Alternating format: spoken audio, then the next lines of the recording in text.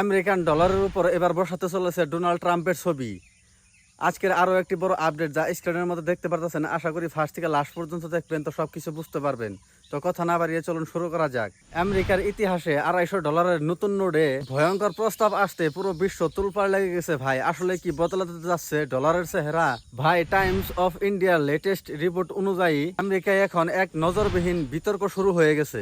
প্রস্তাব এসেছে মার্কিন কারেন্সিতে একটি $250 স্পেশাল নোট আনা হোক, যেখানে জলজল করবে ডোনাল্ড ট্রাম্পের গোলাপি কালারের ধেদ্রা মুখ। এই খবর ছড়াতে পুরো আমেরিকা এখন দুই ভাগে ফেটে পড়েছে। ট্রাম্পের সমর্থকরা বলেছেন আমেরিকার অর্থনীতি চাঙ্গা করতে এবং ট্রাম্পের অবদানকে সম্মান জানাতে এটা একদম পারফেক্ট সিদ্ধান্ত।